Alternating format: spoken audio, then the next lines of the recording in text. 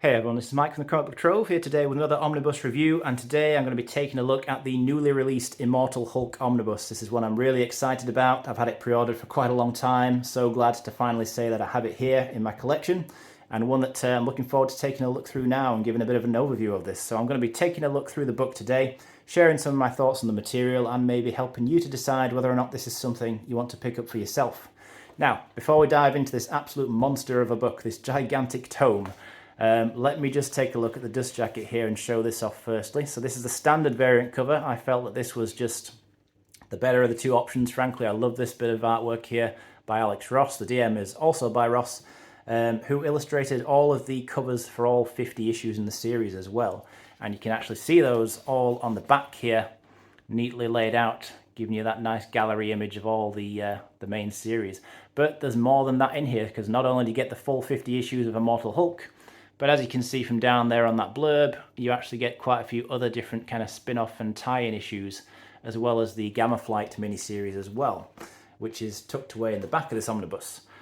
On the book itself, another gorgeous piece of Alex Ross artwork. This book is absolutely huge. Just picking it up can be a bit of a challenge, to be honest, but yeah, I mean, you get a good idea of the thickness of it there. This is a real beast. And as I say, it packs in a lot of content. So, as we start to flick through the book, I want to give my usual spoiler warning, because this is a series that I really enjoy, and I want to take the opportunity as I flick through this book now to really kind of talk about some of the key plot points and key moments in this series. This bit of artwork here kind of lets you know straight away the kind of stuff that you're kind of getting into in here. Very much a horror book. There's a strong horror vibe throughout the story. That's one of the key things I thought was really great about it, but it might be something that isn't for everybody. There are some quite graphic scenes, quite strong body horror elements, can be quite creepy, quite disturbing. I can understand that it might not be to everybody's taste, but yeah. So as we go through here, like I say, there will be stuff I show off or talk about that you maybe don't want to know if you've never read this before, so fair warning on that. What we've got here is a contents page that gives a breakdown of basically all the different creators who work on this, but Al Ewing is your main writer. He writes pretty much everything in this book, if not everything, I think. The main artist is probably Joe Bennett, who does a lot of the artwork on the main series itself. As we start the book then, we get this excerpt from Avengers 684 to begin with. This just giving a little bit of context on the return of Bruce Banner, who had been believed dead, apparently dead, as a result of something that happened in the Civil War II event. We just get a few pages there that kind of show him coming back, and then we jump into Immortal Hulk #1. Really like that they've got the numbering of the issue on the covers, so they've got just the artwork, so it really lets the Alex Ross artwork kind of shine, but they do put the issue numbers in the top corner of every cover, which is a great touch, really helpful for helping you to keep track of where you are in the series as you read through. Another cool thing that I liked that this series did, every issue starts with a quote like this, can be taken from either a famous quote of, famous historical figure. Some of them are quotes from works of literature like novels or poems. Some are biblical passages, but it's usually a quote that has some bearing, some kind of thematic connection to the events of the issue, and I thought it was a really cool thing that each issue did. So, Immortal Hulk then. Yeah, wow, a lot to say about this series. There's a huge amount of things that go on in this book. Now, we start off in this first issue where basically Bruce Banner is in one of his phases of kind of doing his classic thing of laying low, kind of traveling from town to town, keeping a low profile or trying to. He happens to get caught in the wrong place at the wrong time. Some guy commits an armed robbery. Banner gets shot, so do a couple of other people, including a young girl. The shooter goes off here, and we see the Hulk turn up for the first time, because what's happening in here, this incarnation of the Hulk, the Immortal Hulk, or the Devil Hulk, as he's also referred to at times, basically he emerges at night, and Hulk literally cannot die in this series. This is very much a strong theme of the book, that Hulk and other Gamma-affected characters, they do not die. So if Bruce Banner happens to get shot, as he does here, then come nightfall, he will turn into the Hulk and come back. And Hulk here immediately seeking revenge on the shooter, and avenging himself, but avenging the little girl as well. Yeah, this is a really brutal Hulk. And yeah, let's say there's a lot of violence and a lot of graphic stuff in here.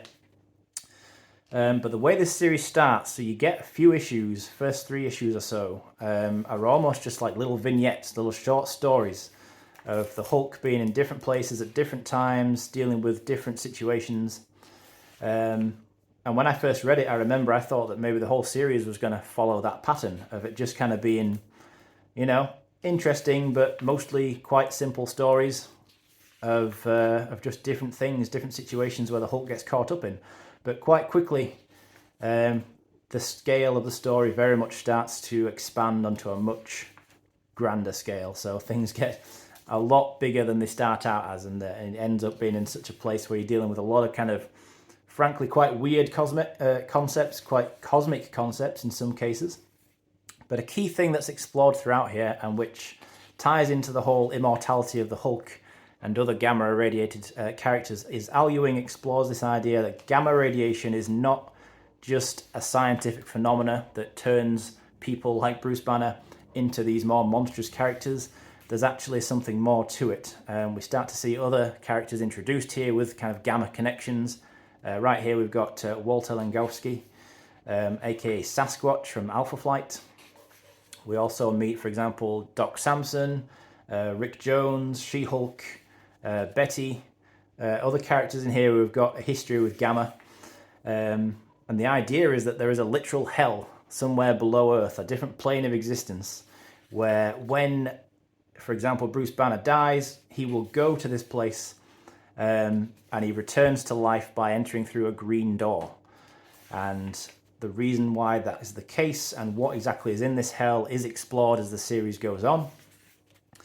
And it gets really quite fascinating. There's a lot more to this run than I thought was going to be the case the first time I read it. When I did read through it probably about 3 years ago now, when I started it, and well, maybe just a couple of years, but I read it all digitally at the time.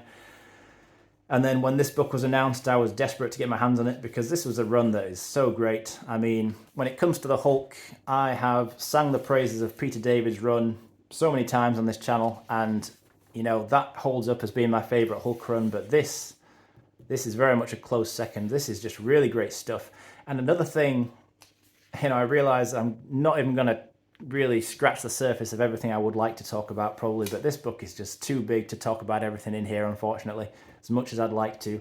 But it would go on and on forever if I tried that. But one thing that Al Ewing does throughout here, which is really great, and which I don't think I can think of a better example of actually anybody doing in a series, is that not only does he create an original series that has so many kind of unique and distinctive qualities about it that separate it from, frankly, any other series I've ever read, not just featuring the Hulk, but probably any character. This is one of the most unique comic runs I've ever personally read through. But he manages to do that whilst also paying homage and paying regular reference and tribute to past events. So there's quite a lot of elements of Peter David's run, for example, or Bill Mantlow's run, or Greg Pak's run. You know, just the stuff that came before that Al Ewing incorporates into this story. Some of it is just little Easter egg references, but a lot of it is key plot points. For example, the Joe Fixit character from Peter David's run comes into this run, but not in the same way that he was in that book. Ewing puts his own unique spin on that, and it's the same for other things too, for plenty of other things in here. And like I say, I can't think of a better example of a story that does that manages to incorporate many elements of a character's past, but innovating them and changing them and doing a whole bunch of new stuff with it all. So we start to see an issue here, by the way, where we get more kind of background of Bruce Banner's dad, who by this point is well established to have been a pretty horrible guy, an abusive father, actually ended up murdering Bruce's mum, was an all-around bad guy, really, to say the least. And he ends up being brought into this story as an antagonist in quite an interesting way as well, to say the least. I'm not going to spoil everything and really literally tell everyone, you know, all about what happens in here, because I do think that this should be experienced fresh to some extent. Betty gets brought into the story here. So initially she was not aware that Bruce was still alive. Really amazing scene here. I did say I was going to cover spoilers, where she actually does get shot and seemingly dies Quickly though, she ends up coming back as the Harpy. Now that was something that previously in years well prior to this, Betty Ross, before she was Banner, became the Harpy, and that is really played upon here. But again, as with the Joe Fixit aspect, it's done differently. Al Ewing just reinterprets it and does different stuff with it, and then she ends up sticking around for most of the rest of the series as the kind of gamma radiated mutated harpy creature. So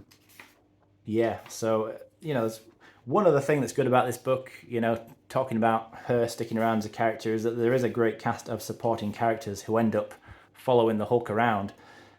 Basically, the Hulk ultimately starts to come up with this mission whereby he wants to, in his words, end the world. Here's Betty, by the way, as the Harpy, the Red Harpy. And initially everybody's quite shocked by this, thinking he means it literally, but he kind of means it in more of the sense of tearing down certain aspects of society which he thinks are ruining the world, pretty much. So, big corporations, for example. It's really quite cool. He ends up inspiring sort of anarchists and social rebels, and the story goes through a lot of twists and turns, and as he's doing this, he starts to become a main target for the Roxxon Corporation and the evil CEO Dario Agger, who came out of Jason Aaron's Thor run, another run I'm a big fan of, and he's the Minotaur. That's a pretty good few issues. We're also bringing a character from Marvel's past, a more obscure character from Marvel's past, who ends up working alongside Dario Agger against the Hulk. Jumping a few issues ahead of myself, really, as I'm talking about that. But yeah, as you see here, there's quite a few different art styles. So this is the character I'm talking about, Zemnu, the original Hulk, the original alien Hulk from a short story by Stan Lee and Jack Kirby originally back in the day. He ends up coming into the story for a few issues. Again, really fascinating few issues featuring him. Here's Dario Agger as the Minotaur. Zemnu again. All these covers by Alex Ross, seriously a treat. It's worth kind of stopping and staring at every cover as you have a proper read through it. But really nice artwork here. So Joe Bennett doing a lot of this stuff. I think he was really well suited to this series. He had a really great ability to draw horrifying things, it's got to be said. I've seen a lot of different monster creatures featuring throughout here in this in this story arc in particular, which features the Minotaur and Zemnu. They basically unleash all these creatures from Monster Island, if I remember rightly, and they just start attacking people, and it's all an effort to basically frame the Hulk and make it look like he's responsible and ruin his public image. At the same time, Zemnu, who's got these hypnotic powers, is trying to work his own angle and accomplish his own goals. But horrifying stuff like this. So Zemnu eats people to recharge. He's literally got to eat people. And here's a scene here. You get a little bit of good loss, unfortunately, on images like this. But with a book this size, that's pretty much unavoidable. But yeah, just scenes where he'll just like eat a person. And then there's a lot of scenes where you'll see some horrifying transformations, whether it be Bruce Banner turning back and forth in between different Hulk personalities, or other things, just general violence, a lot of decapitations and stuff like that. Like I say, strong violence, definitely something to be aware of if you're thinking of this series.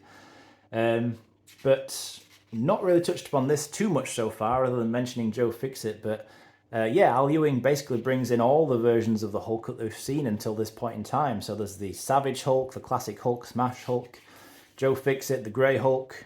There's the Green Scar Hulk from Planet Hulk. Obviously the Devil Hulk / Immortal Hulk being the main one in the series. A lot of, as I say, just so many elements of Hulk history incorporated into this story. And all done just really, really well, I've got to say. I was just so immersed into this run the first time I read through it.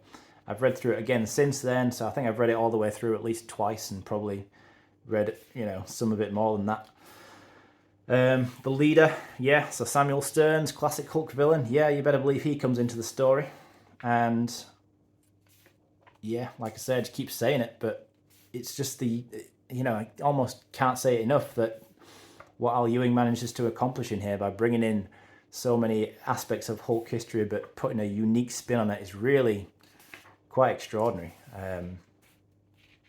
Like I say, I'm just a big fan. But we get quite a few issues because when we're talking about a lot of Hulk's alters, the alter egos of Hulk, the different versions of Hulk, that was something that Peter David really started to explore in his original run.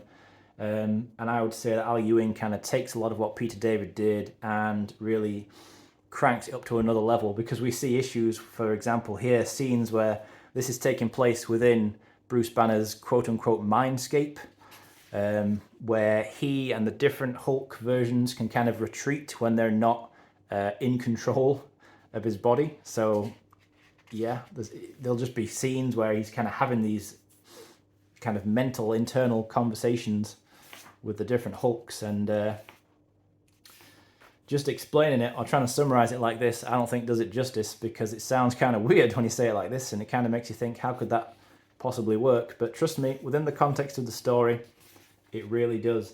And I'm having to fly through this really at a faster speed than I would have, because when you're looking at a 1,600 page book, 1,600 plus page book, I don't know exactly how many pages are in here. But yeah, like I say, to stop and dwell on everything in here would make this really last a really long time. I highly recommend it though, if it's not already clear, and I feel it probably is pretty obvious at this point by now, if you've stuck through it to this stage, that I'm a big fan of this run, throwing almost nothing but praise at it.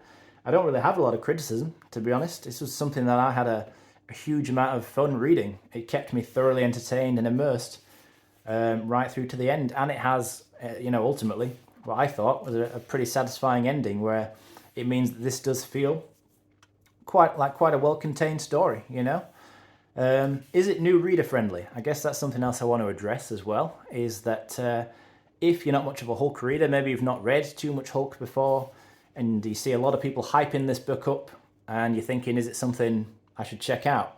Will I know what's going on? Fair questions. I think yes. I will say though, there is a slight but to that, which I think is that you get a lot more out of it if you have read quite a bit of Hulk comics from the past. So for example, I think Peter David's one is a big one. There's clearly a lot of respect and homage paid to that throughout here, as well as more classic stuff that predates Peter David, like for example Bill Mantlow's run, and obviously the original Stan Lee and Jack Kirby stuff. But you don't need to have read it at all, I would say. Even if you never read any Hulk, I think that what this book does is it manages to both pay respect to that stuff, reference that stuff, but also catch new readers up by giving them enough that they can easily understand kind of what it's talking about. I don't think there's anything going on in here that you'd feel completely lost by just because you hadn't read any particular prior Hulk story. But I suppose, as with any long ongoing saga and series like the Hulk, or pretty much any other comic series, the more you've read of it before, it probably helps, And certainly there's references in here that I had a good time kind of recognizing and connecting back to previous Hulk stories. So I do think that there's a lot of payoff in here for Hulk fans.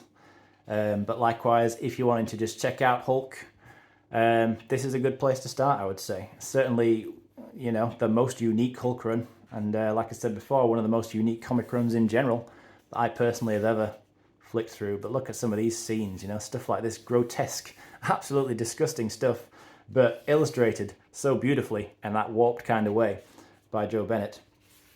And there's plenty of stuff like that throughout here. I haven't really pinpointed a lot of it specifically, but yeah, there's plenty of disgusting stuff, as you can see. And it's not just like stuff that happens a few times. There's a lot of stuff throughout the book consistently. That horror vibe, that body horror type element, which to me reminds me a lot of probably John Carpenter's The Thing, more than anything else really. But I'm a fan of that film, and likewise a lot of this stuff is pretty cool. It's got a kind of sci-fi / paranormal horror element to it, which was, like I said, not something I'd originally expected when I checked the book out for the first time. But it really makes this a very kind of mature read.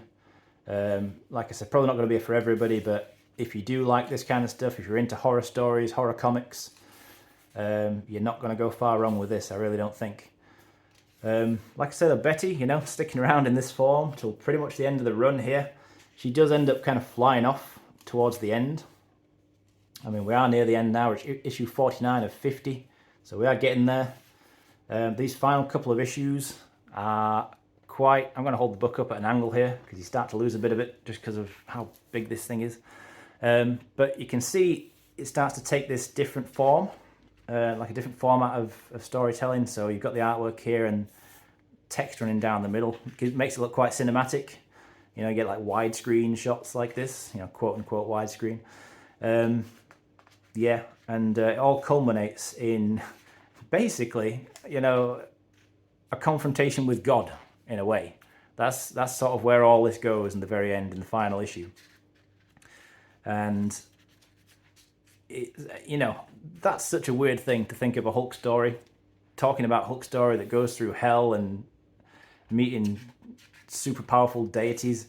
But yeah, it somehow works. You know, here's that double page, double-sided cover, whatever you want to call it, for issue 50 that they used on the wraparound for the hardcover. There are some variants, by the way, scattered throughout here. Didn't really touch on that up to this point. You may have seen some of them as I flicked through. But there are quite a few of those, as well as you know, a dedicated extra section in the back. Issue 50 starts with this really cool flashback, by the way, to 1901, where we learn of a new connection between Bruce Banner and Sam Stearns, the leader. And yeah, so you see this final kind of epic issue. It's a double-length issue, I think, about 50 pages, that wraps the whole series up. And we see... you know, more of that kind of grotesque body horror type element stuff. As I said, there is a lot of that in here. But they get a lot of payoff. There's a lot of, you know, I think it's a satisfying conclusion overall. You know, not really many loose ends left dangling at the very end. Certainly from what I remember, I remember feeling quite happy with, you know, the overall conclusion. Here's that kind of dedicated bit where the one above all, who I said is kind of God in a way, makes an appearance and has a conversation with Hulk. Yeah, just a really epic series. I mean that in the truest sense of the word epic. A really, really good run. Something that's well worth checking out, in my opinion. We're actually kind of bypassed the end of that run now, because as I mentioned, I think right at the beginning, after you finish that run, you go into the 5-issue Gamma Flight mini-series as well, which kind of spun off out of the Immortal Hulk. Gamma Flight being a kind of updated version of Alpha Flight, whose task initially was to apprehend the Hulk, but here we see them kind of going on a separate adventure with some of the characters who featured in the main series up to this point. It's a pretty fun series. It's not amazing, but I think it's quite fun, and it's certainly a cool thing to have included in here, because I don't think the original plan when this was first listed was to include this, but they ended up changing their minds. And yeah, I gotta say, it's a good thing to have in here.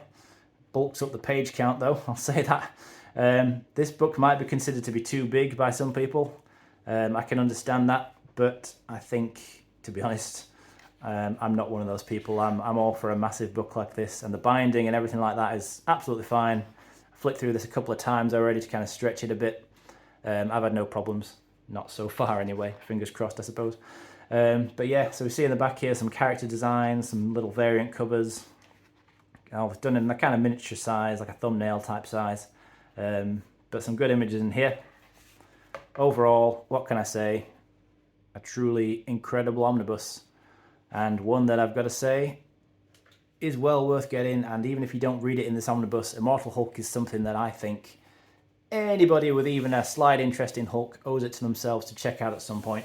And all the more so if you're into that kind of horror type storytelling that we saw some good examples of as we flipped through that book. But that is going to be that, guys. Thank you very much for watching this all the way through. I appreciate that as always.